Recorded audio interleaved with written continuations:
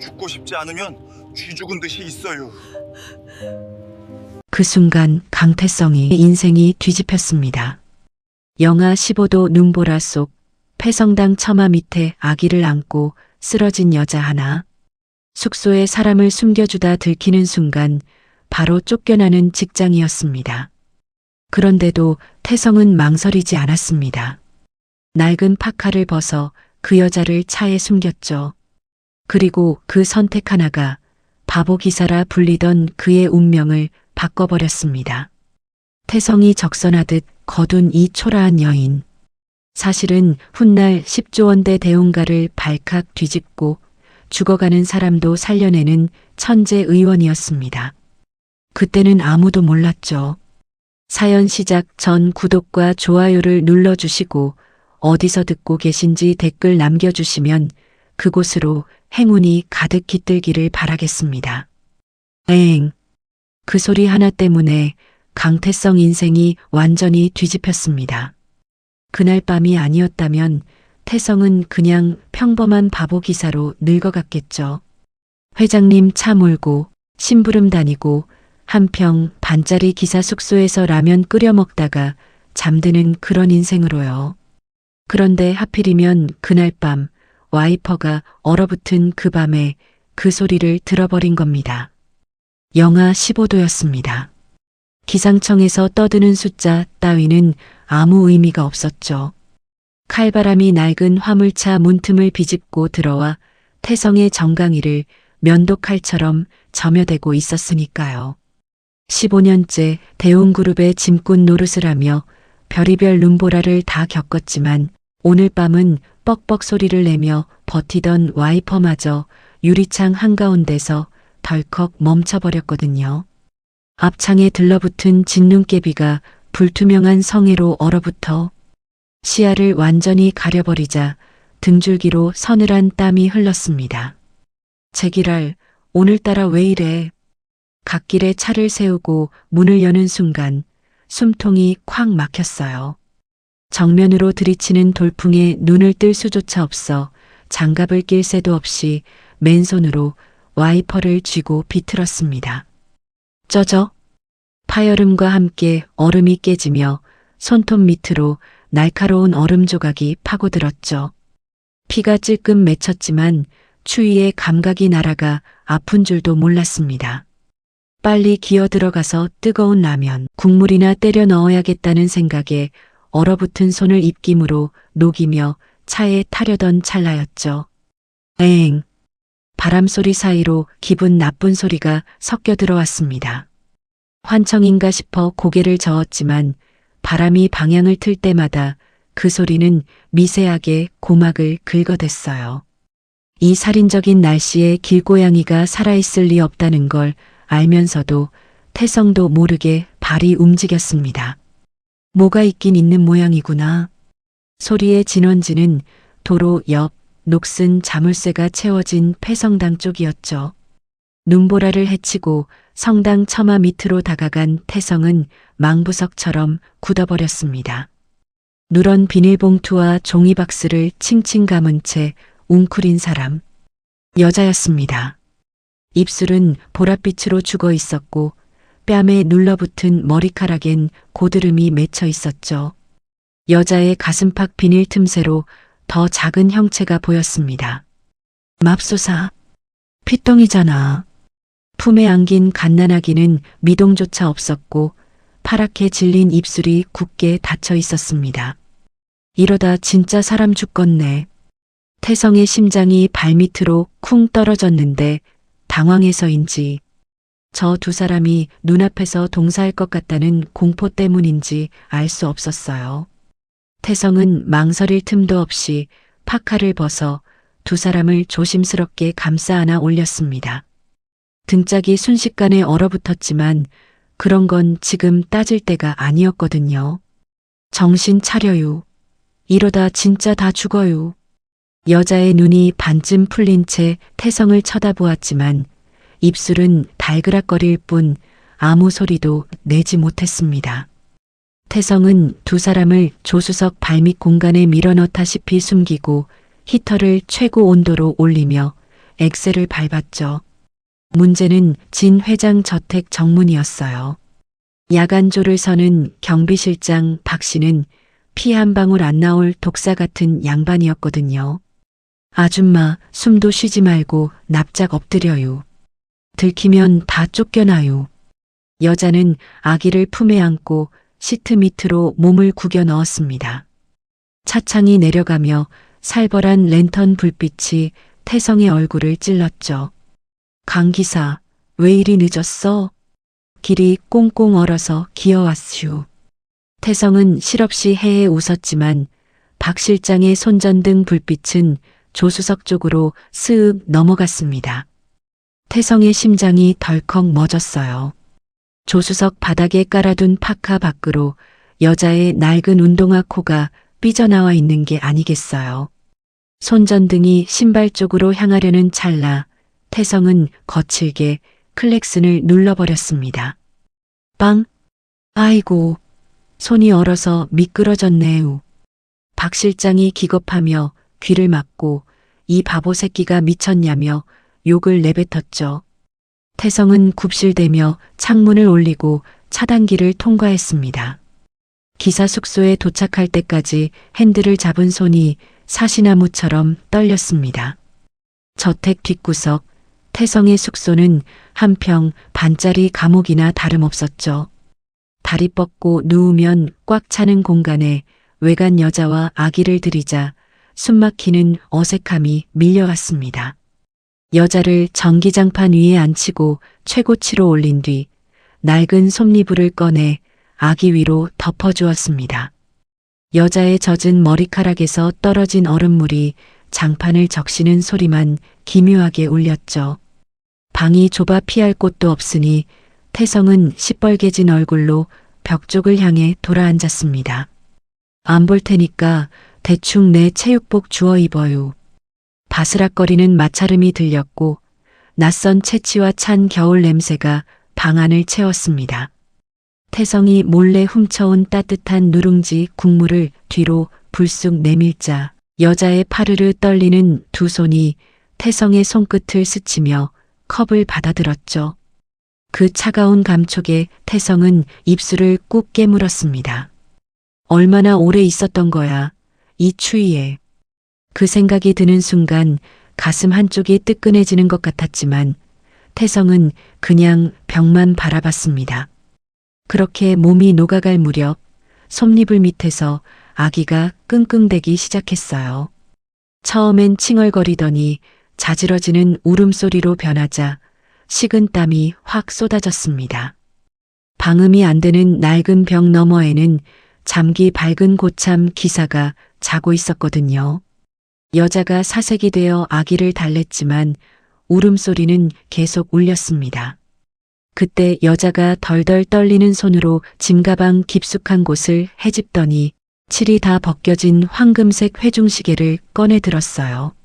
아기 눈높이에서 그 시계를 흔들었습니다. 짤랑짤랑. 민우야, 쉿. 할아버지 시계 보면서 코 자자.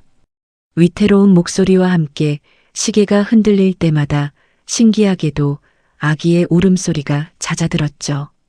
태성은 시계를 물끄러미 쳐다보다 툭 던지듯 말했습니다. 참 오래된 물건이네요.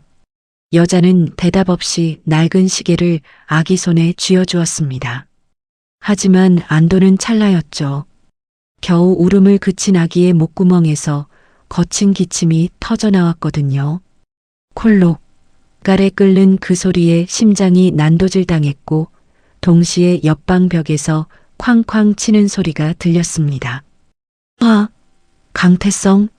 웬 기침 소리야? 들켰다. 태성의 머릿속이 하얘지자 본능적으로 가슴팍을 주먹으로 치며 요란하게 헛기침을 쏟아냈습니다. 콜록, 크윽, 콜록콜록. 숨이 넘어갈 듯한 가짜 기침으로 소리를 덮었지만 최악의 상황은 늘 꼬리를 물고 찾아왔죠. 복도 끝에서 안성되게 딱딱한 발걸음 소리가 들려오더니 정확히 방문 앞에서 멈췄습니다. 강 기사, 너 죽을 병 걸렸어? 당장 문 열어. 철컥. 문고리가 반쯤 돌아갔습니다. 피가 거꾸로 솟는 기분이었죠. 문이 열리면 태성의 인생도 저 모자의 목숨도 끝장이니까요. 그 순간 여자가 눈에 불을 켜고 가방에서 약초 무더기를 꺼냈습니다. 라이터 불꽃이 튀더니 매캐한 쑥 연기가 순식간에 방 안을 꽉 채웠고 눈이 따가울 정도로 독한 냄새가 났죠. 문틈이 벌어지려는 순간 태성은 온몸을 날려 문을 쾅 막아섰습니다. 할머니가 주신 약속 뜨는 중이라 맨몸이에요. 잠깐만요. 벌어진 문틈으로 지독한 연기가 빠져나가자 안성댁이 캑캑거리며 기침하는 소리가 들렸습니다. 별거지 같은 냄새를 피우냐며 신경질적으로 문을 차고 멀어지는 소리가 들렸죠. 발소리가 사라질 때까지 태성은 문에 기댄 채 거친 숨을 몰아쉬었습니다.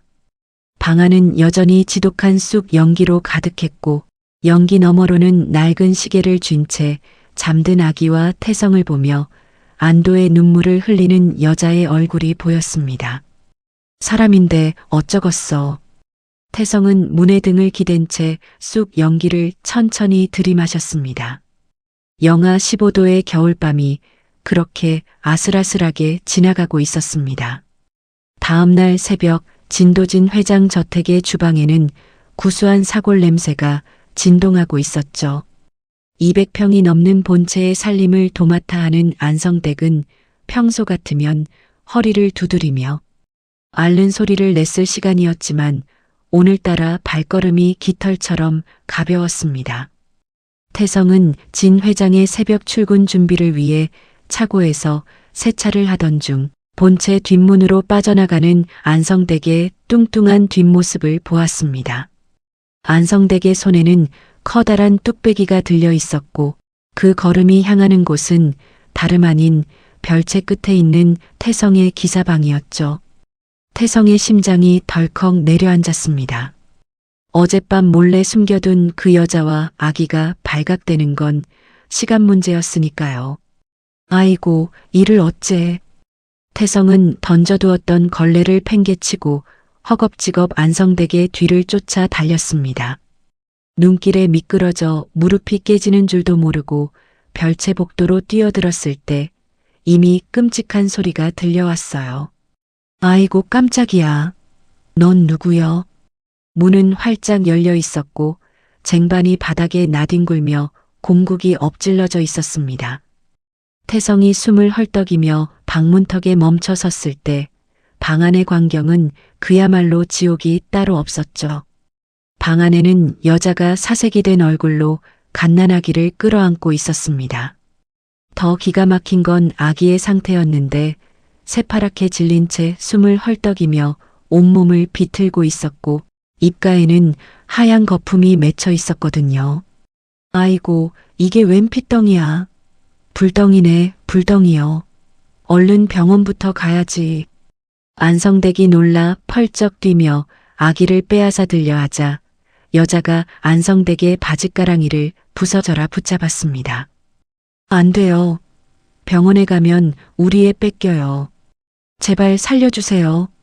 여자는 짐승처럼 울부짖으며 바닥에 이마를 찧어댔죠. 태성이 어떻게 수습해야 할지 몰라 창백해진 얼굴로 서 있는 사이 아기의 상태가 급격히 나빠졌습니다. 눈동자가 뒤로 넘어가고 컥컥거리며 숨이 넘어가는 소리가 났거든요. 가장 위급한 상황이었죠. 그 순간 여자의 눈빛이 무섭게 변했습니다. 조금 전까지 오열하던 여자는 온데간데 없고 놀라운 집중력으로 아기의 옷을 벗기더니 바닥에 눕히고 혈자리를 짚어대기 시작했죠. 여자의 손놀림은 한두 번 해본 솜씨가 아니었습니다. 아주머니, 제발 주방에 가셔서 냉장고에 있는 무꽁지랑 두부 반모, 밀가루만 가져다 주세요. 빨리요. 여자의 목소리에는 거역할 수 없는 단단함이 서려 있었습니다.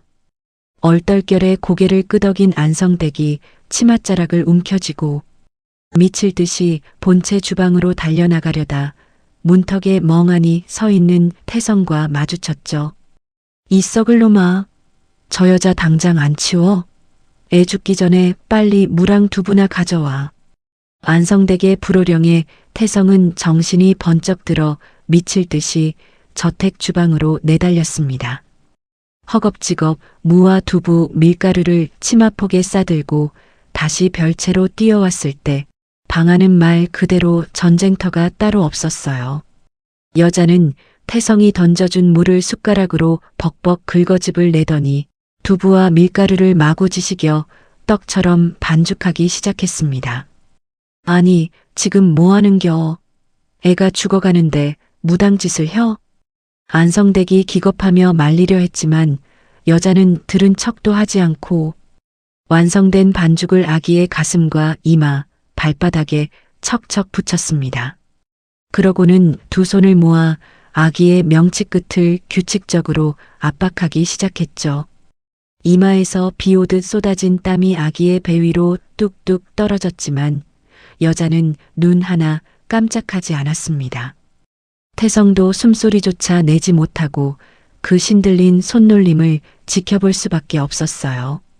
얼마나 지났을까 믿기지 않는 일이 벌어졌습니다. 아기의 몸에 붙여둔 두부 반죽에서 허연 김이 모락모락 피어오르더니 막혔던 숨구멍이 뚫리는 듯한 소리와 함께 아기가 새카만 가래를 토해냈거든요. 으앙! 우렁찬 울음소리가 좁은 방 안을 가득 채우자 태성은 다리에 힘이 풀려 주저앉고 말았습니다. 파랗게 질려있던 아기의 입술에 불구스름한 핏기가 돌고 있었고 펄펄 끓던 열도 거짓말처럼 식어 새근새근 숨을 쉬기 시작했죠.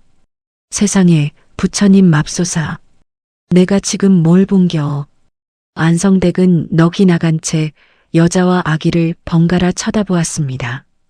여자는 그제야 참았던 숨을 토해내며 아기를 가슴에 품고 소리 없이 오열했죠. 안성댁이 떨리는 손으로 여자의 어깨를 다독였습니다. 대체 뉘기여? 어째 이런 귀신 같은 솜씨를 가지고 남의 집 기사방에 숨어 있는겨? 안성댁의 따뜻한 물음에 여자는 입술을 꾹 깨물며 고개를 숙였습니다. 병원에서 억울하게 누명을 썼습니다. 제 손으로 환자를 죽였다고. 여자는 자세한 내막을 말하지 않았지만 눈물로 젖은 목소리에는 피를 토하는 듯한 억울함이 배어 있었어요. 태성이 아니었다면 길바닥에서 얼어 죽었을 거라는 여자의 고백에 안성댁의 눈시울이 붉어졌습니다. 아이고, 참말로.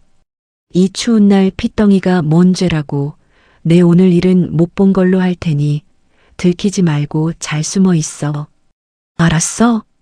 안성댁은 거칠어진 손으로 아기의 뺨을 쓰다듬으며 든든한 조력자를 자처했습니다. 식어빠진 곰국이 바닥을 적시고 있었지만 별채의 좁은 단칸방에서 피어난 작은 연대가 훗날 대웅그룹을 통째로 뒤흔들 거대한 태풍의 씨앗이 될 줄은 아직 아무도 몰랐습니다. 며칠 뒤 대웅가 본체에는 아침부터 숨막히는 긴장감이 감돌았습니다. 진 회장의 건강을 총괄하는 건강관리사, 아니 실질적인 대웅가의 안주인 노릇을 하는 서문태 원장이 본체로 들이닥친 참이었거든요. 서문태는 머리카락 한 올 흐트러지지 않은 포마드 머리에 하얀 장갑을 끼고 나타나서는 현관에 들어서자마자 코부터 틀어쥐었습니다. 이게 대체 무슨 냄새야? 서문태의 날카로운 목소리에 거실을 닦던 하인들이 일제히 동작을 멈추고 바닥에 납작 엎드렸죠. 결벽증이 심한 서문태는 일주일에 한 번씩 본체를 들러 하인들의 손톱 밑에까지 검사하는 위선적인 인물이었습니다. 그는 흰 장갑을 낀 손가락으로 거실 탁자를 쓱 훑더니 인상을 확 구겼어요. 회장님 면역력이 지금 어느 상태인 줄 알아? 어디서 구질구질한 물건을 들이는 거야. 서문태는 매의 눈으로 냄새의 진원지를 찾아 나섰고 그 뒤를 검은 정장을 입은 경호원들이 줄지어 따랐습니다. 냄새를 따라 본체 뒤편으로 돌아간 서문태의 발걸음이 멈춘 곳은 별채 구석에 놓인 작은 건조대 앞이었죠. 안성댁이 몰래 빨아 널어둔 연주의 아기 기저귀와 낡은 베넷저고리가 겨울바람에 펄럭이고 있었습니다. 서문태는 건조대에 걸린 조악한 천조가리들을 보자마자 얼굴이 불그락푸르락 달아올랐습니다. 최고급 세제 냄새만 맡고 살던 그의 코에 싸구려 가루비누 냄새는 참을 수 없는 모욕이나 다름없었으니까요. 어떤 미친 것이 당장 이 쓰레기들 출처를 찾아내. 서문태의 불호령이 떨어지자마자 경호원들이 사냥개처럼 별채를 뒤지기 시작했죠. 눈밭에 찍힌 어지러운 발자국들은 정확히 기사 숙소 쪽을 향해 있었고 서문태는 장갑 낀 손으로 코를 막은 채 태성의 방문 앞까지 다가갔습니다. 문 부서. 서문태의 짧은 지시와 함께 경호원이 군홧발로 문을 차례찼고 낡은 문고리가 굉음을 내며 떨어져 나갔습니다. 방 안에는 두려움에 사시나무처럼 떠는 연주가 아기를 품에 꽉 끌어안고 구석에 웅크려 있었죠. 갑자기 들이닥친 건장한 사내들과 살벌한 눈빛의 서문태를 보자 연주의 얼굴은 백지장처럼 질려버렸습니다. 이거였어? 이 구역질 나는 냄새의 진원지가. 서문태는 방 안을 쓱 훑어보더니 쓰레기를 보듯 연주를 내려다보며 차갑게 쏘아붙였습니다. 가엾은 건 알겠지만 여긴 노숙자 쉼터가 아닙니다. 당장 짐 싸서 나가세요. 명분은 그럴싸했지만 말투에는 뼛속 깊은 경멸이 묻어 있었죠. 연주가 저항 한번 못하고 아기를 안은 채 영하의 눈길로 쫓겨나려는 절망적인 순간이었습니다. 경호원들이 연주의 짐가방을 마당으로 휙 던져버렸고 낡은 베넷 저고리와 분유통이 하얀 눈밭 위로 나뒹굴었거든요. 연주가 아기를 안은 채 눈물만 뚝뚝 흘리며 맨발로 눈밭에 주저앉았을 때였죠. 이게 뭐하는 짓들이오. 마침 진 회장의 심부름을 마치고 헐레벌떡 뛰어오던 태성이 그 참담한 광경을 목격하고는 고함을 지르며 뛰어들었습니다. 태성은 눈밭에 나뒹구는 연주의 짐가방을 챙길 새도 없이 경호원들을 완력으로 거칠게 밀쳐내며 연주의 앞을 가로막아 섰어요. 평소 서문태 앞에서는 눈도 못 마주치고 굽실거리던 바보 기사 강태성이 처음으로 이빨을 드러낸 겁니다. 이 사람들은 안 돼요. 지금 나가면 밖은 얼어 죽어요. 태성의 쩌렁쩌렁한 고함이 저택 마당을 울렸고 경호원들이 멈칫하는 사이 서문태가 헛웃음을 쳤습니다. 강 기사, 자네 미쳤어? 저 여자가 누군 줄 알고 감싸고 돌아? 당장 안 비켜. 원장님, 제발 한 번만 봐주셔요. 이 핏덩이가 무슨 죄가 있다고 이 추운데 길바닥으로 내몰아요. 태성이 물러서지 않고 버티자 서문태가 경호원들에게 눈짓을 했고 건장한 사내 둘이 태성의 양팔을 꺾어 바닥에 꿇어앉혔죠. 태성이 몸부림을 치며 발악하는 소란에 2층 테라스의 유리문이 열리며 휠체어에 앉은 진도진 회장이 모습을 드러냈습니다. 회장의 등장에 마당의 공기가 일순간 얼어붙었고 서문태는 잽싸게 태도를 바꾸어 깎듯이 허리를 숙였습니다. 소란을 피워 죄송합니다, 회장님. 저 알 수 없는 외부인이 기사방에 숨어 있어서 쫓아내려던 참이었습니다.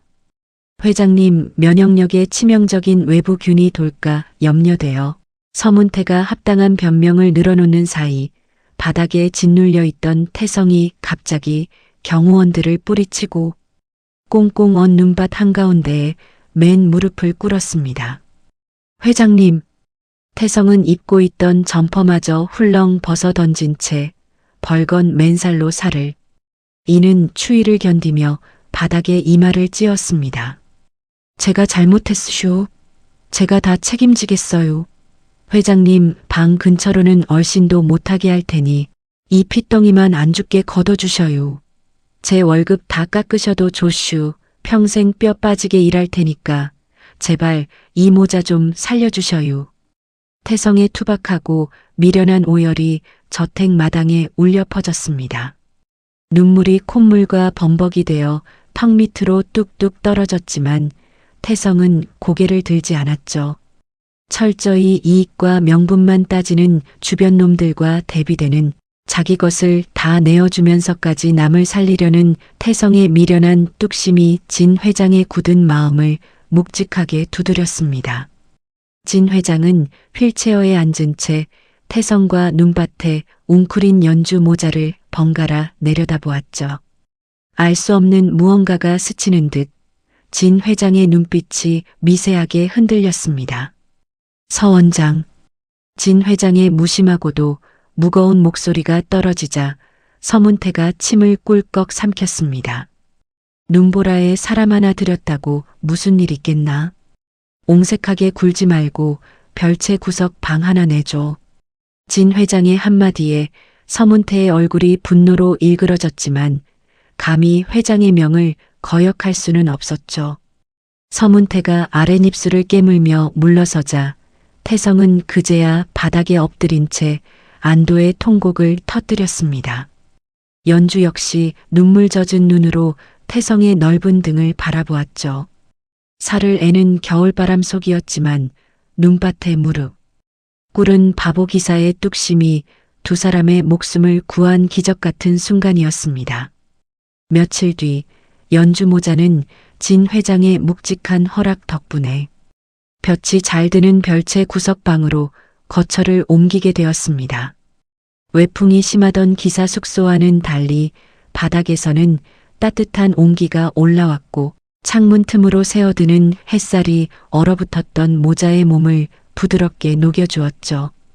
연주는 잠든 아기의 보송해진 뺨을 쓰다듬으며 처음으로 얼음장 같은 길바닥을 벗어나 인간다운 온기를 느꼈습니다.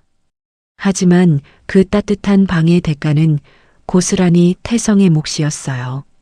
태성은 진 회장과의 약속대로 자신의 월급이 반 토막 나는 것도 모른 채 퇴근길이면 아기 분이와 연주가 입을 두툼한 손바지를 사오곤 했거든요. 이거 시장통에서 대충 주워온 거요. 날이 차니까 꼭 껴입고 있어요.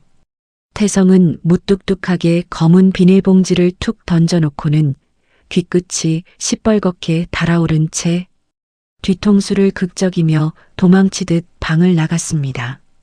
연주는 봉지 안에 든 촌스러운 꽃무늬 손바지를 가슴에 품고 남몰래 눈물을 훔쳤죠. 바보처럼 착하기만 한 이 남자와 자신들을 거두어준 저택 사람들을 위해 어떻게든 은혜를 갚아야겠다고 연주는 굳게 결심했습니다. 그날부터 연주의 은밀한 이중생활이 시작되었습니다.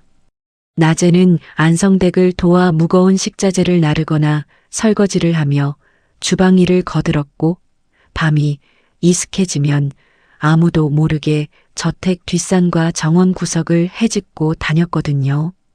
손전등 불빛의 의지에 언 땅을 파헤치며 연주가 찾아낸 것은 흔하디흔한 잡초들이었습니다.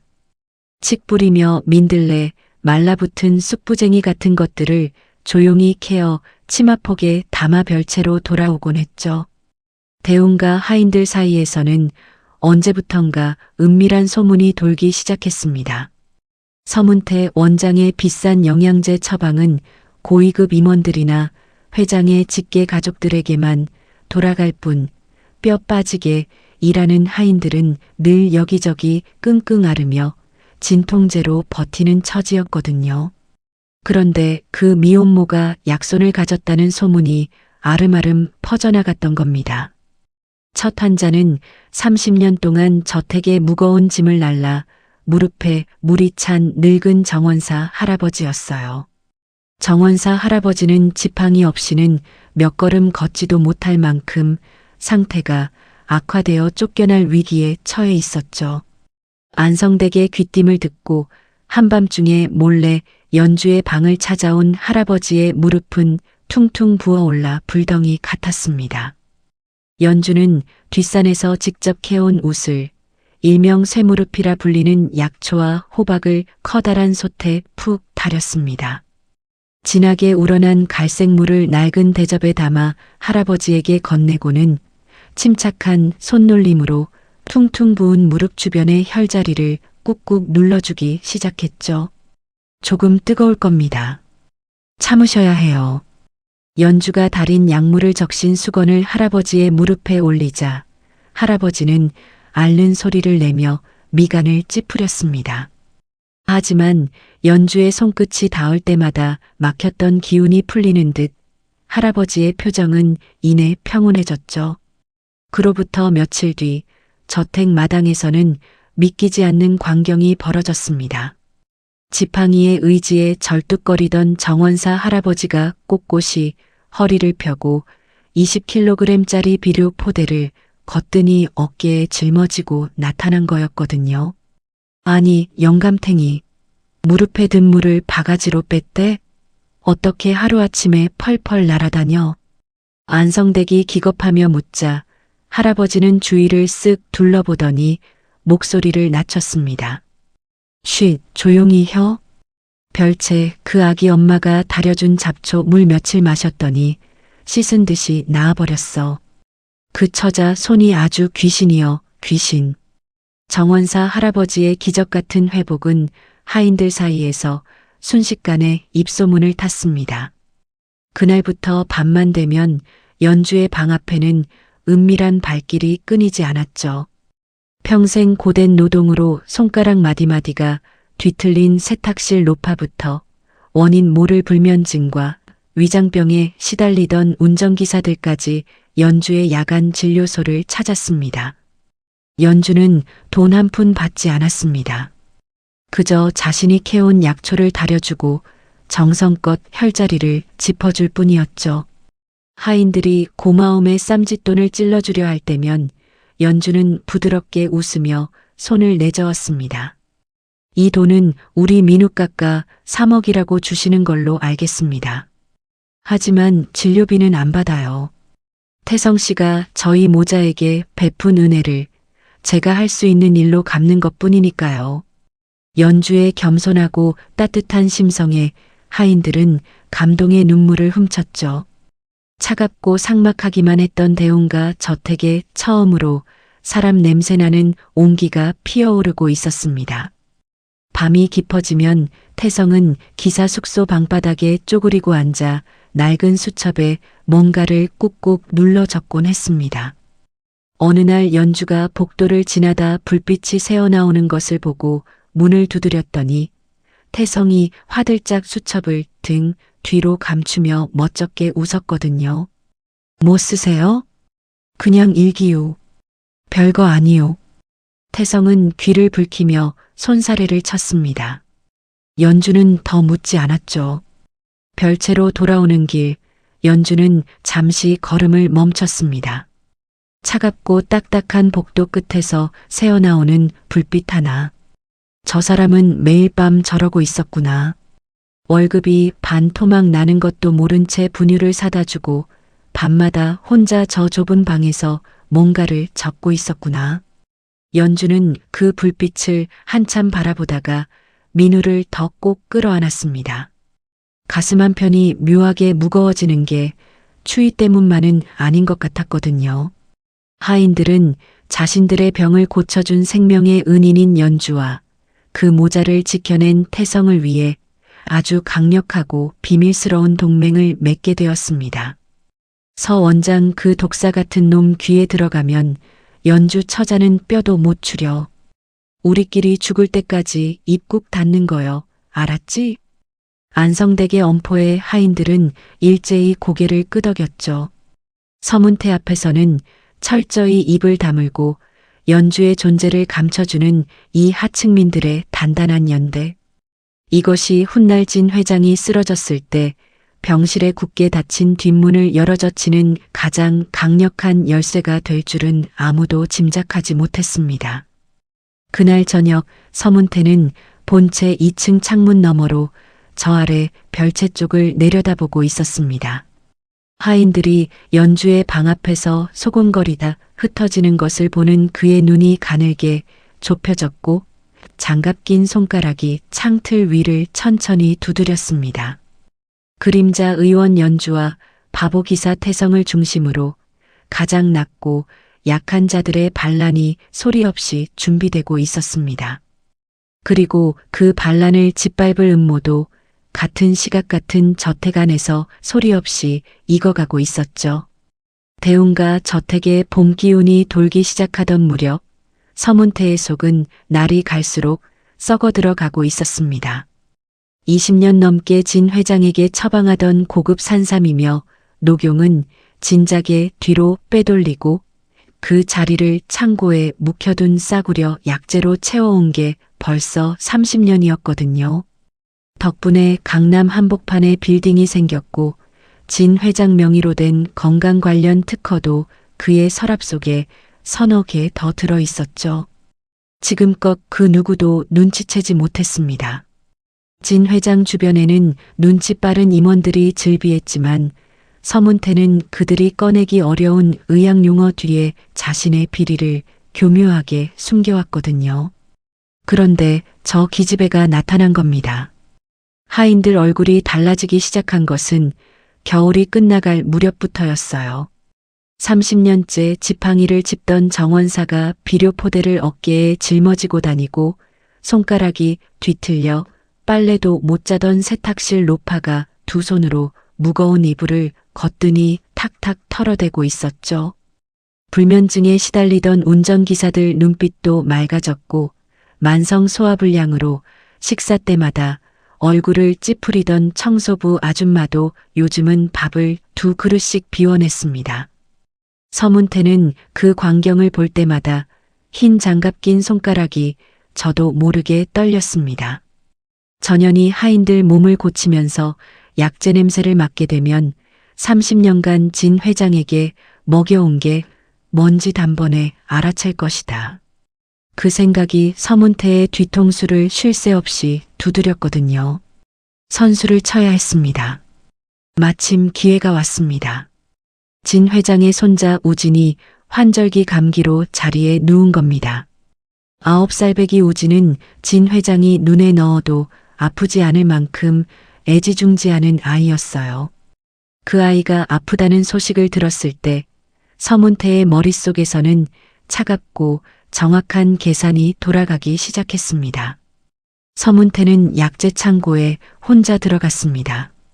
창고 문을 잠그고 선반 가장 깊숙한 곳, 한 번도 처방에 쓴 적 없는 항아리 뚜껑을 열었습니다. 부자였습니다.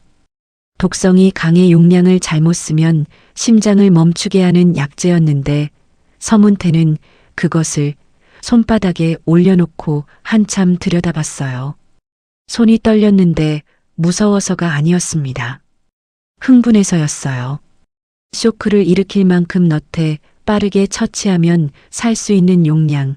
서문태는 그 경계선을 누구보다 잘 알고 있었거든요. 아이가 쓰러지면 저 미혼모에게 누명을 씌우고 저택에서 완전히 밀어내면 그만이었죠. 서문태는 부자를 조심스럽게 천조각에 싸서 주머니에 넣고 창고 문을 열었습니다. 복도는 텅 비어 있었고 서문태는 아무 일도 없다는 듯 흰 장갑을 고쳐 끼며 걸음을 옮겼습니다. 사흘 전 서문태는 이미 연주의 별채방에 몰래 들어가 검은 천으로 묶은 독성 약재 꾸러미를 베개 밑에 밀어 넣어 두었습니다. 손이 더럽혀지는 건 서문태가 가장 싫어하는 일이었지만 이번만큼은 직접 움직여야 했거든요. 꾸러미를 밀어넣고 나서 장갑을 3번이나 갈아 끼웠습니다. 약을 먹이고 30분이 지났을 때였어요. 우진의 방에서 비명이 터져 나왔습니다. 달려가 보니 아이가 온몸을 부들부들 떨며 입 주변이 하얗게 질려 있었고 눈동자가 풀린 채 뒤집히고 있었거든요. 저택이 발칵 뒤집혔습니다. 진 회장이 사색이 된 얼굴로 휠체어를 밀며 달려오고 복도에는 하인들이 우왕좌왕 뛰어다니며 아수라장이 펼쳐졌어요. 안성댁이 울부짖으며 119에 전화를 걸었지만 교환원 목소리에서 폭설로 산길이 전면 통제 중이라는 말이 흘러나왔습니다. 구급차가 올 수 없다는 뜻이었죠. 서문태는 당황한 척 이마를 짚으며 별채 쪽을 손가락으로 가리켰습니다. 회장님, 저 여자가 범인입니다. 뒷산에서 이상한 독초를 캐다 주방을 기웃거리는 걸 제가 직접 봤습니다. 진 회장의 눈빛이 흔들리는 것을 확인하자마자 서문태가 경호원들에게 눈짓을 날렸고 경호원들이 연주의 별채 방으로 짐승처럼 들이닥쳤습니다. 방 안은 순식간에 뒤집어졌어요. 이불이 내팽개쳐지고 장판이 들리고 옷가지가 사방으로 날아다녔죠. 그리고 연주의 베개 밑에서 검은 천으로 묶인 약재 꾸러미가 툭 굴러나왔습니다. 감히 내 집에서 내 손자를 죽이려 해. 진 회장의 고함이 저택을 뒤흔들었습니다. 연주는 영문도 모른 채 경호원에게 두 팔이 붙들린 채 마당으로 끌려 나왔어요. 민우가 연주의 품에서 떨어지지 않으려고 두 손으로 옷자락을 부여잡고 울부짖었지만 경호원이 아이를 낚아채듯 드러내 옆으로 밀쳐버렸습니다. 민우가 눈밭에 엉덩방아를 찧으며 악을 쓰고 우는 소리가 마당에 쩌렁쩌렁 울렸어요. 담장 옆에 서 있던 안성댁이 입술을 깨물며 주먹을 쥐었고 정원사 할아버지는 지팡이를 짚은 손이 하얗게 질리도록 힘을 주면서도 발을 내딛지 못했습니다. 경호원이 6이었거든요. 나섰다가는 연주만 더 다칠 게 뻔했죠. 저는 아닙니다. 회장님, 저는 정말 아무것도 몰라요. 연주가 두 손을 내저으며 오열했지만 아무도 듣지 않았습니다. 완벽한 증거 앞에 연주의 목소리는 그저 살인 미수범의 발버둥으로만 들렸거든요. 경찰에 신고가 들어갔고 저택 정문 앞으로 경찰차가 들어오기 시작했습니다. 연주가 눈밭에 무릎을 꿇고 바닥에 이마를 찧어댔지만 경호원들은 꼼짝도 하지 않았어요. 서문태는 멀리서 그 광경을 보며 흰 장갑 낀 손을 천천히 쥐었다 폈습니다. 30년이었습니다. 30년 동안 아무도 건드리지 못한 자리였어요. 경찰차 문이 열리고 수갑이 번쩍였습니다. 이번에도 끝났다고 생각했죠. 그 순간이었어요. 저택 정문 쪽에서 낡은 차 한 대가 급하게 미끄러져 들어오는 소리가 들렸습니다. 해가 기울 무렵이었고 진 회장 저택 마당에는 눈 대신 싸늘한 침묵이 눌어붙어 있었습니다. 강태성은 외부 일정을 마치고 회장 차를 몰아 대문 안으로 들어서다가 평소와는 전혀 다른 공기를 먼저 알아챘죠. 본체 앞마당에 낯선 경찰차 2대가 비스듬히 서 있었고 별채 쪽에는 경호원들이 둥그렇게 몰려 서 있었거든요. 뭔가 크게 터졌구나 싶어 심장이 덜컥 내려앉았는데 차문을 채 닫기도 전에 서문태의 날카로운 목소리가 바람을 찢고 들려왔습니다. 회장님, 제가 분명 말씀드리지 않았습니까? 저 여자는 처음부터 수상했습니다. 태성의 발이 저절로 별채 쪽으로 달려갔습니다. 사람들 어깨 너머로 보인 것은 얼굴이 눈물과 먼지로 엉망이 된 연주와 품에 안긴 민우였죠. 연주의 두 팔은 경호원에게 붙들려 있었고 다른 한쪽에서는 경찰이 수갑을 꺼내 들고 있었습니다. 바닥에는 별채 이불이며 옷가지며 약초 꾸러미가 뒤섞여 흩어져 있었는데 그 한가운데로 누군가 일부러 헤집어 놓은 베개 속좀이 삐져나와 있었어요. 무슨 일이오? 태성이 숨을 몰아쉬며 뛰어들자 서문태가 기다렸다는 듯 고개를 돌렸습니다. 눈빛에는 노골적인 승리감이 번들거렸죠. 강 기사, 잘 왔어. 자네가 숨겨준 그 여자가 결국 사고를 쳤네. 도련님 탕약에 손을 대서 애를 죽이려 들었어. 연주는 머리를 세차게 흔들었습니다. 아니에요. 저는 안 했어요. 회장님, 저는 정말 울음에 잠긴 목소리가 끝까지 이어지지 못했죠. 진 회장은 굳은 얼굴로 서 있었고 눈앞에서 손자가 쓰러진 충격이 아직 가시지 않았는지 입술이 잘게 떨리고 있었습니다. 태성은 바닥을 훑어보다가 문제의 약초 꾸러미 쪽에서 시선이 멈췄습니다. 누군가 보기 좋게 묶어놓은 매듭이 눈에 들어왔거든요. 연주가 약초를 묶을 때는 꼭 왼쪽 끝을 한 번 더 비틀어 손톱으로 눌러 고정했는데 저 꾸러미는 군인처럼 반듯하고 딱딱한 사각 매듭이었습니다. 며칠 동안 연주가 밤마다 풀을 다듬고 묶는 모습을 곁눈질로 봐왔던 태성은 그 차이를 단번에 알아챘죠. 아, 함정이구나. 그 생각이 들자 손끝이 얼음장처럼 식어갔습니다. 하지만 그걸 안다고 달라질 게 없었습니다. 서문태 옆에는 경찰이 있었고 진 회장의 얼굴은 이미 배신감으로 굳어 있었죠. 바보 기사 강태성의 말 한마디가 이 판을 뒤집을 수 있을 리 없었습니다. 연주 손목에 차가운 수갑이 닿으려는 순간 태성은 더 생각하지 않았습니다. 몸이 먼저 튀어나갔죠. 잠깐만요. 태성이 경찰 팔을 확 밀쳐내며 연주 앞을 가로막았습니다. 모두가 놀라 돌아보는 사이 태성의 목에서 갈라진 소리가 터져 나왔습니다. 그 약초 덩어리, 내가 숨겨둔 거요. 순간 마당 전체가 얼어붙었습니다. 안성댁이 입을 틀어막았고 연주는 눈을 크게 뜬 채 태성을 멍하니 바라봤죠. 서문태는 잠깐 놀란 표정을 지었지만 곧 입꼬리를 슬쩍 올렸습니다. 태성은 그 얼굴을 보자 속이 뒤집혔지만 이를 악물고 말을 이었습니다. 내가 원장님한테 앙심을 품었슈.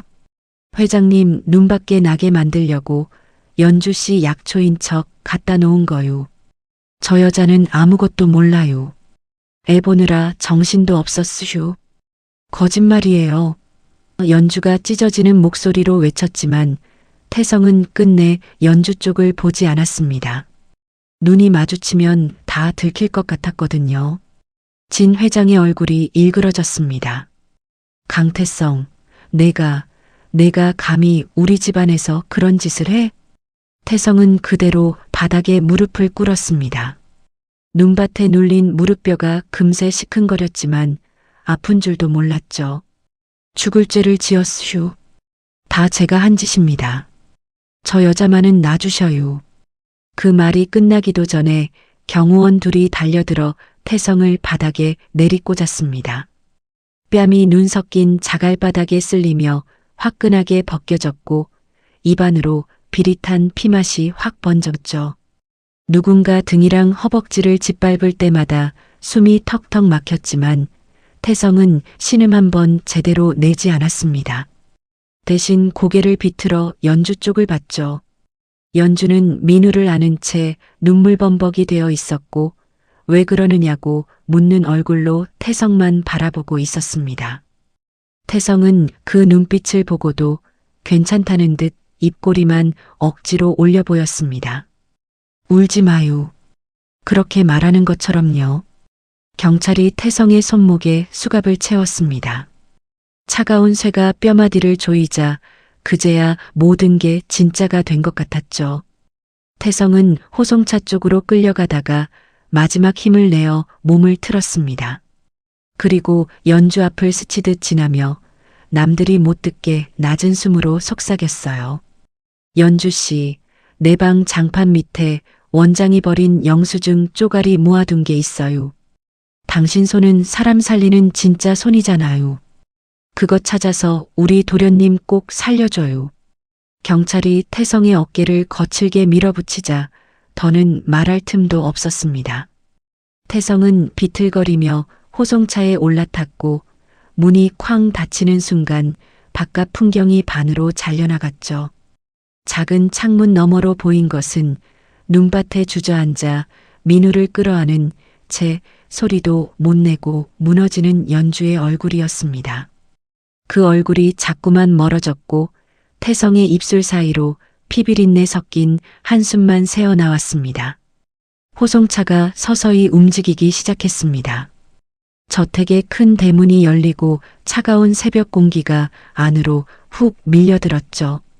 태성은 수갑찬 두 손을 무릎 위에 올린 채 고개를 떨구었습니다. 제 한 몸쯤 망가지는 건 상관없었어요. 다만 장판 밑에 숨겨둔 종이 쪼가리들이 연주 손에만 무사히 닿아야 했습니다.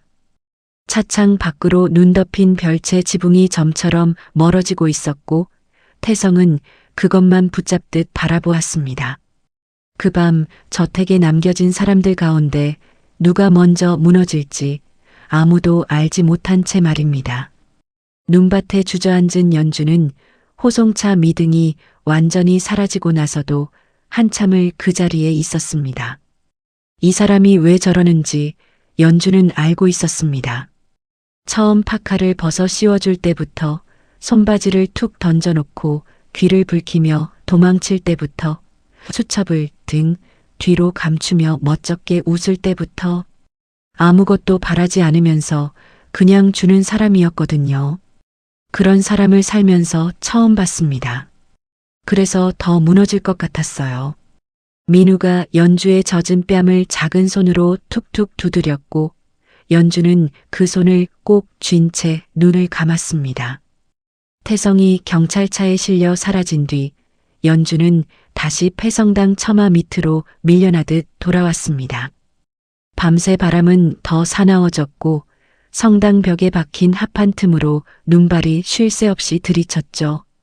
민우를 품에 꼭 끌어안은 연주의 손등은 금세 얼음장처럼 굳어갔지만 이상하게도 귀에는 태성이 마지막에 남긴 그 한마디만 자꾸 맴돌았습니다. 당신 손은 사람 살리는 진짜 손이잖아요. 그 말을 떠올릴 때마다 울음이 목구멍까지 차올랐고 연주는 울 틈도 없이 이를 악물며 민우의 이마를 감쌌습니다. 저 바보 같은 사람이 제 몸을 던져 벌어준 시간이 허투루 날아가면 안 됐거든요. 새벽이 가까워질수록 눈은 더 굵어졌습니다. 산길은 완전히 막혀버렸고 저택 쪽에서 뛰어내려온 막내 경비 하나가 헐떡이며 전한 소식은 더 끔찍했죠. 오진 도련님이 숨을 제대로 못 쉬는데 부른 구급차가 중턱 눈사태에 막혀 더 못 올라온다는 말이었습니다. 연주의 얼굴에서 핏기가 싹 가셨습니다. 그 순간 머릿속에 떠오른 것은 서문태가 탕약 그릇을 내려놓던 손끝, 그리고 약 냄새 속에 섞여 있던 거슬리는 비린 향이었어요. 설마 정말 그 약을 먹인 건가? 연주는 민우를 아는 채 벌떡 일어섰습니다. 본체에서는 이미 아수라장이 벌어지고 있었죠.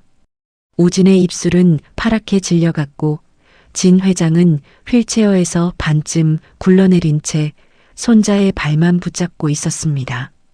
살면서 남 앞에서 눈물 한 번 쉽게 보인 적 없는 늙은 재벌이 내 손자 좀 살려달라며 울부짖는 소리에 하인들 얼굴도 전부 하얗게 질렸죠. 그런데도 서문태는 구급차가 올 때까지 버텨야 한다는 말만 되풀이하며 식은 땀만 훔치고 있었습니다.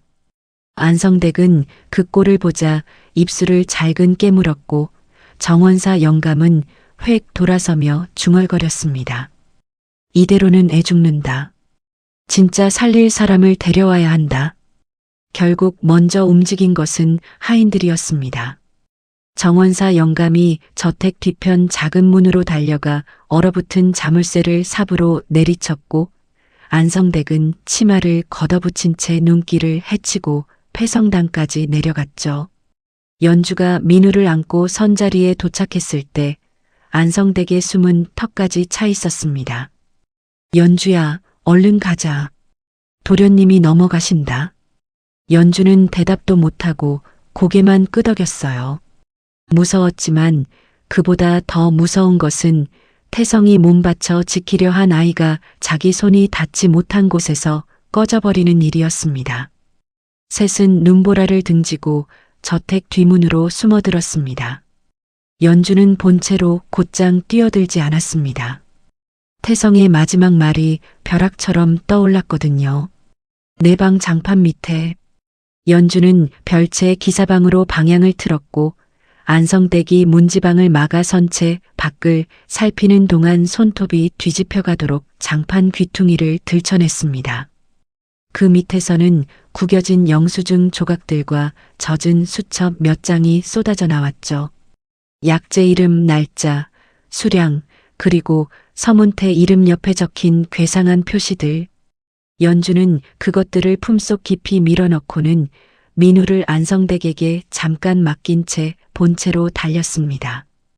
병실 앞은 경호원들로 막혀 있었지만 안성댁이 큰 소리로 주방불이 났다며 호들갑을 떠는 사이 정원사 영감이 사람들을 다른 쪽으로 끌어냈고 연주는 그 틈으로 미끄러지듯 문 앞까지 다가섰습니다.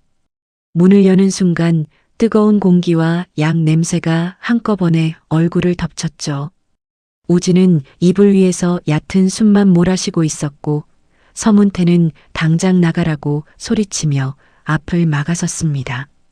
연주는 그 눈을 똑바로 보며 낮고 단단하게 말했습니다. 비키세요.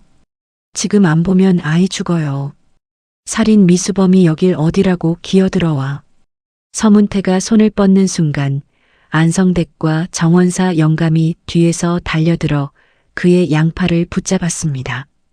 평생 허리 한번 못 펴던 영감이 그날만큼은 악에 받쳐 버텼고 안성댁은 이를 악물고 소리쳤죠.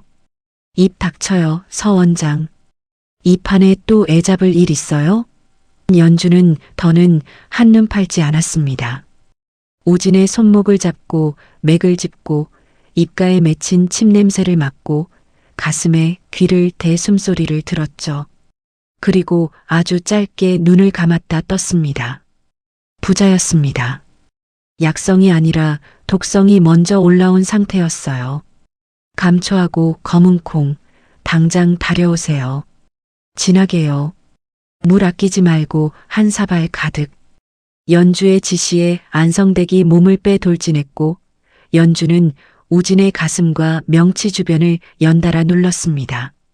아이의 몸이 경련처럼 들썩일 때마다 진 회장은 숨조차 못 쉬고 손만 떨었죠.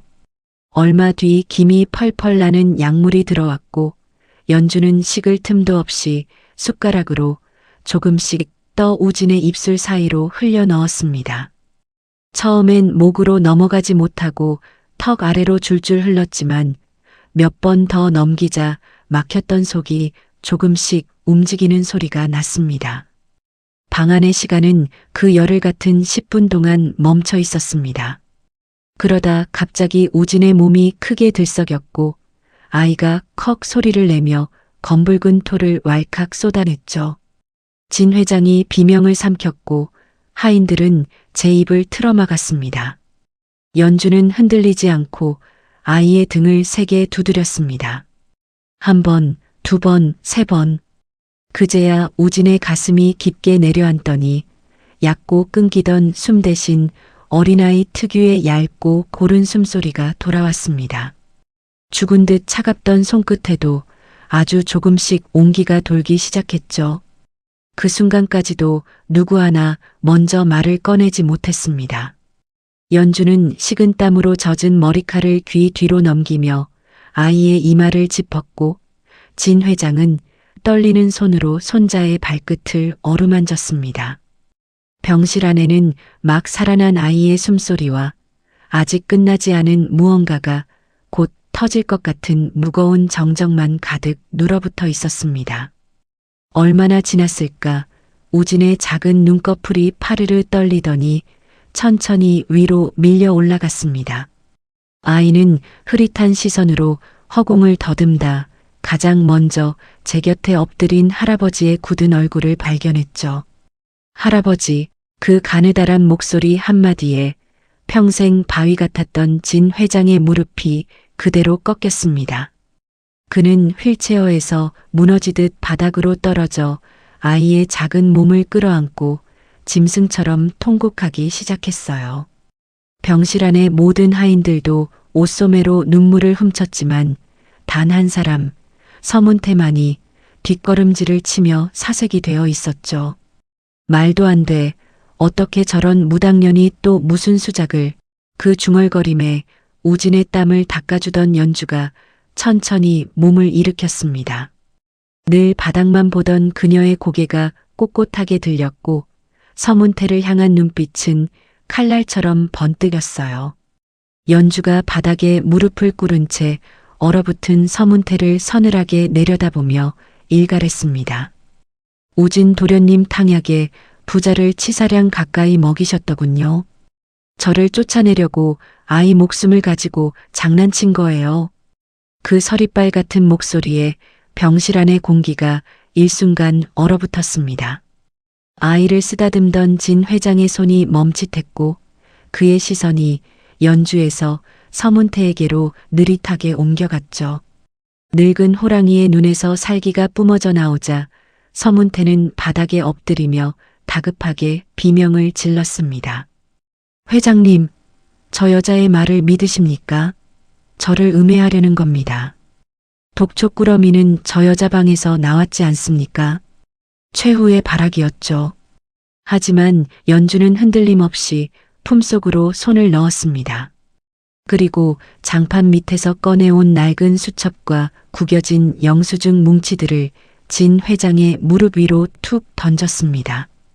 종이 뭉치들은 찢어지고 테이프로 기워져 볼품없었지만 서문태의 동공은 그것을 보자마자 미칠 듯이 흔들리기 시작했어요. 태성 씨가 감옥에 가기 전 저를 지키려고 매일 밤 최학수 원장의 쓰레기통과 파쇄기를 뒤져 테이프로 이어붙인 장부들입니다. 연주의 목소리가 미세하게 떨렸습니다. 평소 바보라 무시받으며 서 원장의 구두나 닦던 강태성이 사실은 저택의 가장 깊은 어둠을 파헤치며 이 끔찍한 비리 잔거들을 제 손으로 맞추고 있었던 겁니다.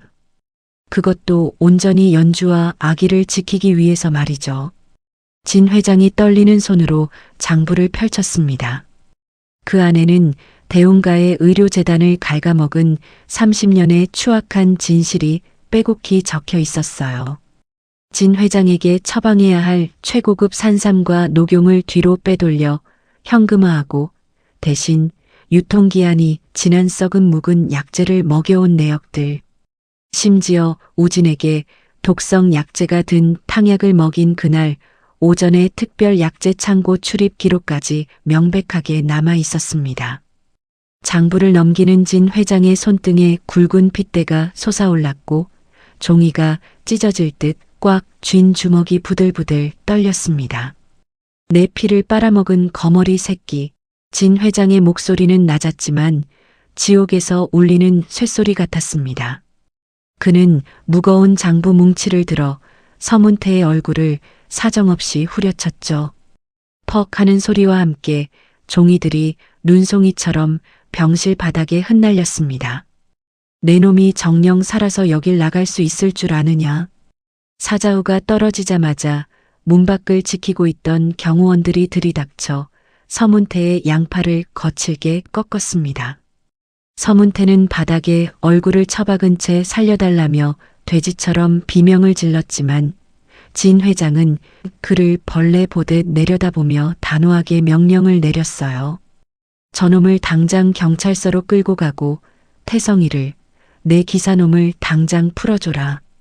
서문태가 짐짝처럼 끌려나간 뒤 폭풍이 휩쓸고 간 병실에는 다시 무거운 침묵이 내려앉았습니다. 진 회장은 가쁜 숨을 몰아쉬다 천천히 고개를 돌려 우두커니 서 있는 연주를 바라보았죠. 그 눈빛에는 서문태를 향하던 살기 대신 형언할 수 없는 복잡한 감정들이 일렁이고 있었습니다. 30년의 속임수가 벗겨진 자리에 이제 또 다른 진실이 문을 두드리고 있었거든요. 아수라장이 휩쓸고 간 뒤 저택은 언제 그랬냐는 듯 고요해졌습니다.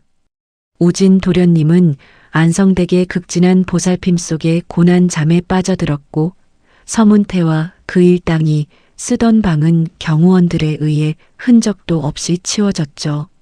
진도진 회장은 굳게 닫혀있던 본체 2층의 회장실로 연주를 조용히 불렀습니다. 평소 하인들이라면 문턱도 밟지 못할 그 거대하고 삭막한 방 안에는 웬일로 진 회장이 직접 우린 따뜻한 차 한 잔이 김을 내며 놓여 있었어요. 앉아라. 진 회장의 목소리는 평소의 날카로움이 싹 가신 무척이나 지치고 늙은 노인의 그것이었습니다. 연주는 민우를 등에 업은 채 조심스레 소파 끝에 걸터 앉았죠. 내가 눈이 어두워 진짜 의원을 길바닥으로 내쫓고 가짜에게 평생을 놀아놨구나. 진 회장이 쓸쓸하게 웃으며 찻잔을 내밀었습니다. 천하의 대웅그룹 회장이 일개 미혼모에게 건네는 생애 첫 사과였어요.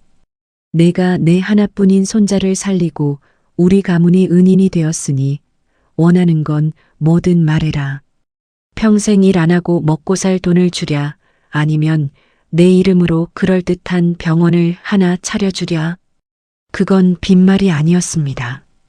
당장 강남 한복판에 빌딩을 올려줄 수도 있는 사람의 제안이었죠.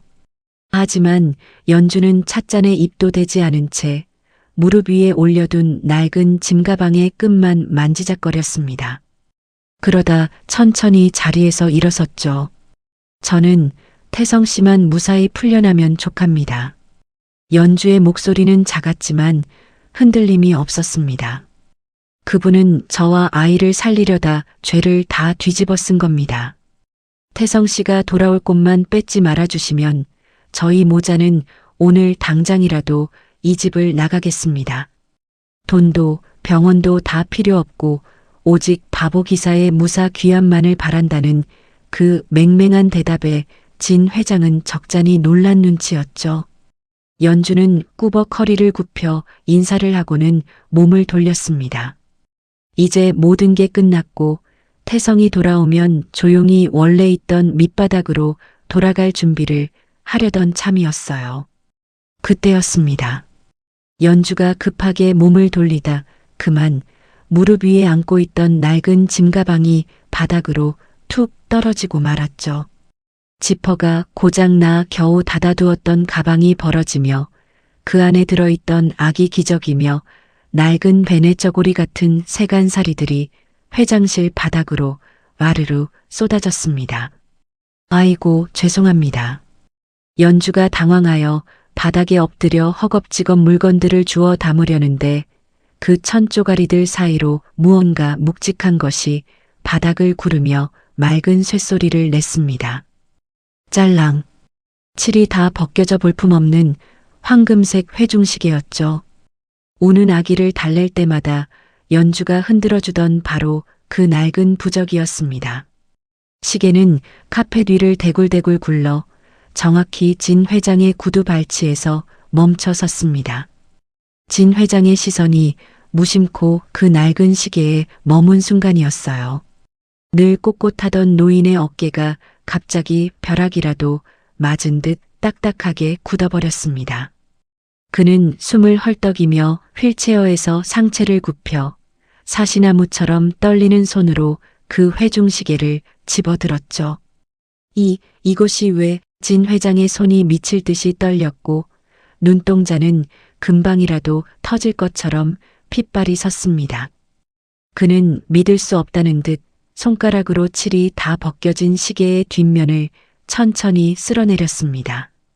거기엔 희미하지만 분명하게 각인된 글귀가 남아 있었거든요. 진도진 회장의 영원한 형제 서태수에게 30년 전 대웅그룹이 아직 작은 공장이던 시절 진 회장이 첫 계약을 성사시키고 기쁜 마음에 자신의 이름과 꼭 같은 시계를 2개 맞추어 평생의 은인이자 운전기사였던 태수 형님에게 직접 채워주었던 바로 그 시계였습니다. 진 회장이 핏기 가신 얼굴로 고개를 팍 들며 연주를 쳐다보았죠. 내가 정녕 태수 형님의 딸이란 말이냐? 그 쉰 목소리에 바닥에 엎드려 있던 연주의 움직임이 거짓말처럼 멈췄습니다. 연주 역시 덜덜 떨리는 입술을 깨물며 고개를 들었죠. 30년 만에 처음 들어보는 너무나 아득해서 잊고 살았던 아버지의 진짜 이름이었습니다. 과거의 기억이 주마등처럼 스쳐 지나갔습니다.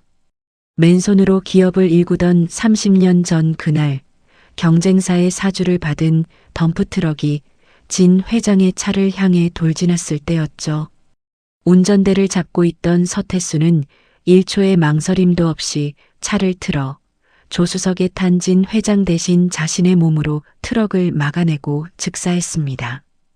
진 회장은 평생 그 은혜를 갚기 위해 형님의 유가족을 찾으려 발버둥을 쳤습니다.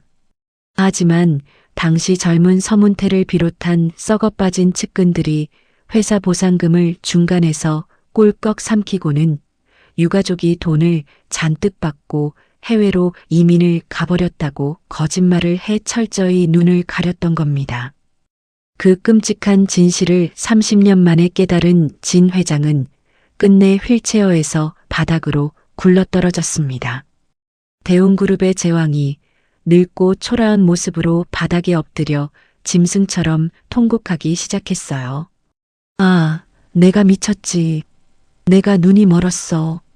그는 주먹으로 가슴을 퍽퍽 내리치며 오열했습니다. 내가 내 목숨 살려준 형님의 핏줄을, 그 어린 핏덩이를 얼어 죽으라고 이 눈보라 속으로 내몰았구나. 나를 용서하지 마라, 아가. 이 천벌을 받을 늙은이를 용서하지 마. 진 회장의 처절한 통곡이 텅 빈 회장실을 찢어질 듯 울렸습니다. 연주 역시 더는 참지 못하고 바닥에 엎드린 노인의 야윈 어깨를 끌어안으며 소리내어 울었죠. 아닙니다. 회장님 탓이 아니에요.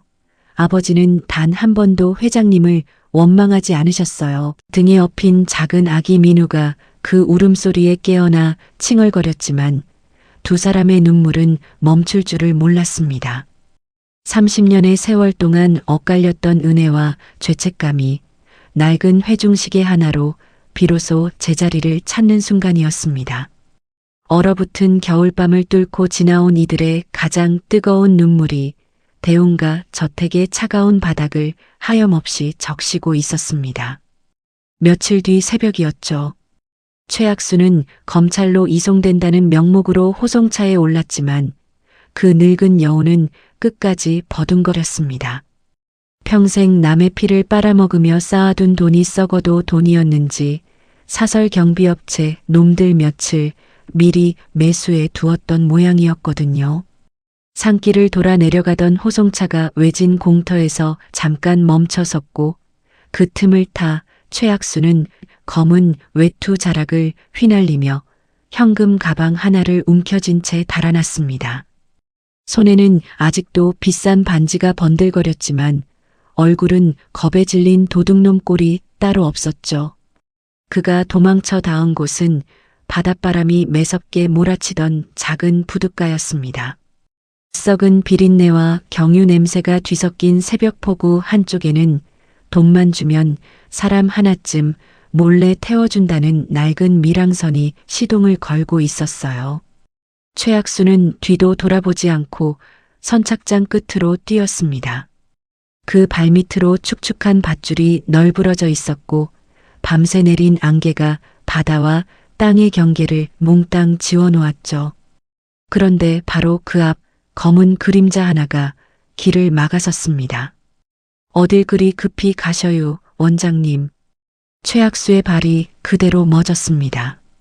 안개 사이에서 천천히 드러난 것은 이미 혐의를 벗고 풀려난 강태성이었죠. 늘 허허 웃으며 굽실거리기만 하던 바보 기사 얼굴은 온데간데 없었고 밤새 별인 쇠붙이처럼 단단하고 차가운 표정만 남아 있었습니다. 최학수는 입술이 파들파들 떨리면서도 끝까지 도끼를 부렸어요.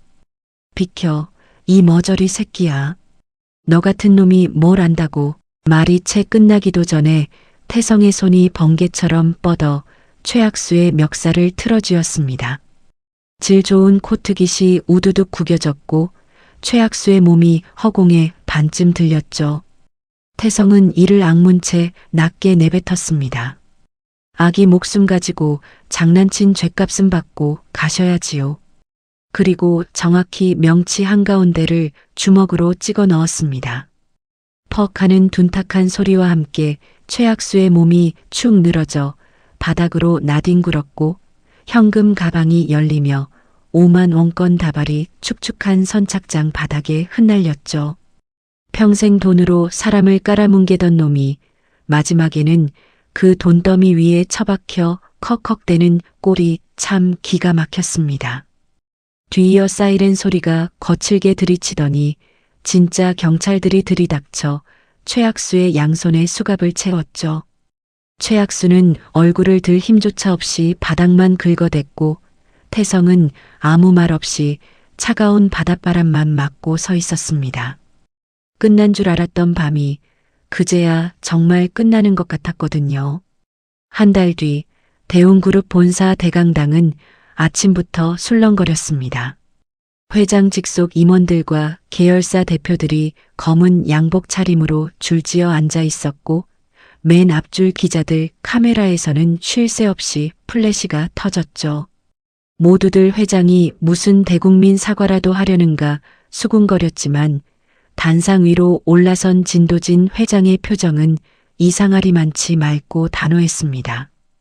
오늘 나는 내 평생 가장 늦었지만 가장 옳은 결정을 하려고 합니다. 장내가 쥐 죽은 듯 조용해졌고 그때 단상 옆문이 열리며 두 사람이 나란히 들어섰습니다. 말끔한 맞춤 정장을 입은 태성과 연분홍빛 한복 차림으로 민우를 안고 선 연주였죠. 예전 같으면 감히 이 자리에 설 수조차 없던 사람들이었습니다. 임원들 얼굴에 당혹감이 번졌지만 진 회장은 한치도 물러서지 않았어요. 그는 두 사람을 자기 곁으로 불러 손을 맞잡게 하더니 또렷한 목소리로 선언했습니다. 오늘부로 강태성의 기사직을 해지합니다. 그리고 이 두 사람에게 대웅그룹 산하 의료재단과 요양병원의 운영권을 맡기겠습니다. 순간 장내가 술렁였죠. 몇몇 임원들이 벌떡 일어나려 했지만 진 회장이 지팡이로 단상을 한번 세게 내리치자 모두 입을 다물었습니다. 가짜 의원들 다 쫓아내고 돈 없어서 치료 한 번 못 받는 사람들 살려내라고 내가 맡기는 거요. 그게 이제부터 대운이 갚아야 할 빚이야. 그 말은 돈 자랑도 시혜도 아니었습니다. 죽어가던 어린 손자를 살려낸 손과 제 인생을 걸고 약한 사람을 지킨 등을 향한 가장 무거운 사죄이자 보상이었죠. 태성은 눈앞에 번쩍이는 카메라 불빛보다 단상 아래에서 눈시울을 훔치고 선 안성댁과 정원사 영감의 얼굴이 더 먼저 보였습니다. 연주는 민우를 품에 꼭 안은 채 고개를 숙였고 눈가에 맺힌 눈물이 한복깃으로 조용히 스며들었습니다. 1년 뒤 봄 태수구율재단의 마당에는 잘 마른 빨래 냄새와 대추차 향이 잔잔하게 떠다녔습니다. 그 봄이 오기 직전 태성이 연주에게 청혼을 했거든요. 거창한 자리도 반지도 없었습니다. 퇴근길에 사온 호떡 봉지를 건네다가 태성이 그냥 툭 말했죠. 연주 씨, 나랑 같이 살래요? 연주가 눈을 깜짝 뜨자 태성은 귀까지 새빨개진 채 뒤통수를 극적였습니다. 민우도 아빠 있어야 하고 나도 평생 옆에서 지켜주고 싶어서요. 싫으면 말고요. 싫으면 말고요. 그 한마디에 연주는 웃음이 터져나왔고 눈물도 터져나왔습니다. 고개를 끄덕이는데 말이 필요 없었어요. 예전의 삭막한 대운과 저택과는 전혀 다른 풍경이었죠. 안성댁은 재단 식당에서 어르신들 죽을 끓이며 큰 소리로 사람들을 다독였고 정원사 영감은 허리 한번 못 펴던 옛날이 거짓말인 양 꽃나무 가지를 쳐내고 있었습니다. 마당 평상 옆으로는 할머니들이 가져온 쌀자루며 시장 바구니가 수북했는데 태성은 민우를 등에 업은 채 그것들을 하나하나 들어 날랐죠. 재단 이사장이라는 명함이 무색하게 동네 막노동꾼처럼 땀을 뻘뻘 흘리면서도 허허 웃고 다녔습니다. 태성 씨, 또 혼자 다 들고 그러시면 허리 나가요. 연주가 주전자 뚜껑을 열어 막달인 대추차를 찻잔에 따르며 나무랐지만 태성은 민우의 작은 손을 잡아 올리며 그저 웃었어요. 이 정도는 거뜬하지요. 우리 민우 무거운 것보다 훨씬 가볍구먼. 연주는 그런 태성의 입에 달콤한 대추차를 직접 떠먹여 주었습니다. 따뜻한 김이 봄 햇살 속으로 천천히 흩어졌고 등을 기대고 있던 민우는 까르르 웃으며 태성의 어깨를 두드렸죠. 대문 밖에서는 치료를 받으러 온 어르신들의 발걸음이 끊이지 않았고 재단 현판 아래에는 처음 보는 사람들까지 고개 숙여 인사하고 지나갔습니다. 착하게 산 바보가 복을 받는다는 말이 그제야 허투루 만든 말이 아니었구나 싶었죠. 우린 사람이니까 사람을 버리면 안 되잖아요. 봄바람 속에서 태성이 예전에 했던 그 말이 다시 한번 조용히 흘렀습니다. 그리고 그 말을 들은 연주는 웃으면서도 눈시울이 붉어졌고 햇빛 좋은 마당 한가운데에서는 길고 지독했던 겨울을 통째로 견뎌낸 사람들의 세계절이 천천히 익어가고 있었습니다. 사연 볶는 집이었습니다. 오늘도 행복하세요.